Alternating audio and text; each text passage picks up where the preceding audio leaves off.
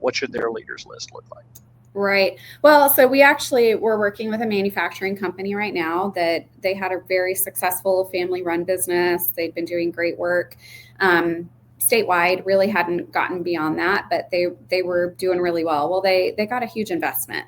And with that investment, they wanted to reach a national audience. They were kind of retooling some of their offerings. The investment firm is very aggressive, and this is what we see the opportunity is, and this is why we're willing to invest in your company.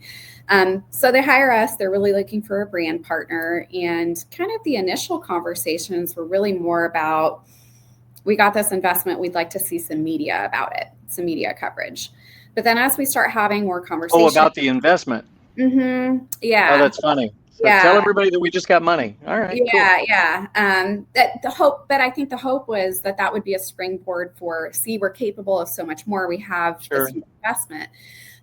But where it started was, we said, well, we really need to take a step back and do some research, because we feel like with this new company or this new direction, it changes some things, and what does that mean in terms of your employees and your customers, and what do they feel like your strengths are? And let's kind of, do some early PR and get them excited about this so that they don't think you're going away, but what do they see the opportunities being?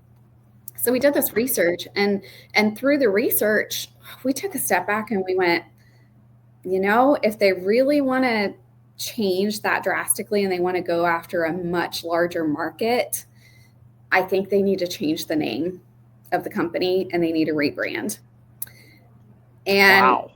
That was a pretty bold and purposeful. I will be honest, I didn't even like naming my children. Like, that is my least favorite thing to do. but it's what needed to happen. And so we went to the client and we said, we did all this research. This is what we found. But if we could be bold for a minute, this is what we think you need. And they were like kind of taken aback. The owner of the company is a very visionary, aggressive growth type of person. And Mm-hmm. And he said, I never thought about that. And it was really nice to have someone else push me for a change. And so it has started this, totally helped us wipe the slate clean, not trying to, sometimes I think when you want to level up that much, you think we have to take what we do and the way that we do it and make it fit in this new elevated brand. And sometimes you just have to kind of hit the reset button and go, if that was not an issue, how would we do this? So yeah. How did you balance the value of the equity gain to that point and compare it against the potential? So through the one-on-one interviews that we had done with our customers, what we found was that the name, it was actually a hindrance to them because it was so aligned with previous leadership and their previous, just the way that they do things, like the products that they were providing. And so that was honestly a part of the conversation was, okay, well, all of this has changed.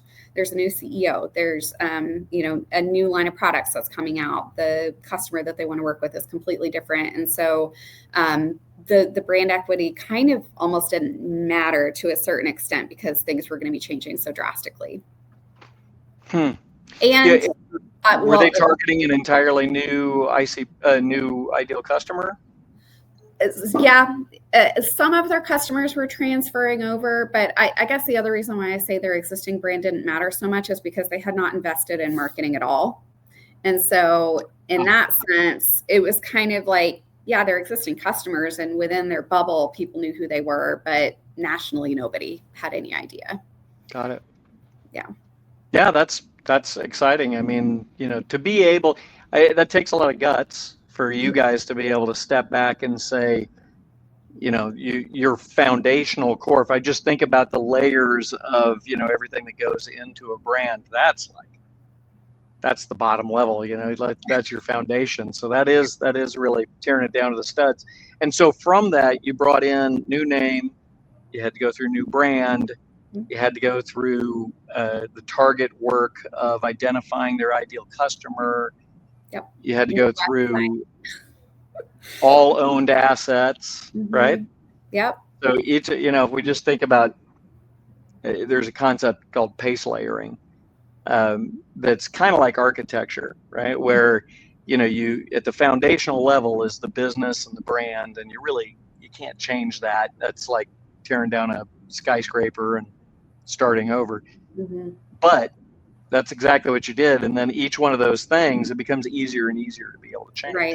Right. So you got to a point where yeah, we don't take it lightly because it's an expensive thing to change your name and your brand. And a lot of time there's so much emotional stuff tied into a name, Sure. and yeah, you think of all the stuff that even just a logo change, it's probably on your invoices. It's on the t-shirts that people wear. You start looking at all the places you have a logo and it can be pretty extensive. So, yeah, it's not for everybody, but sometimes it's exactly what you need to do if you want to get to the next level. Yeah.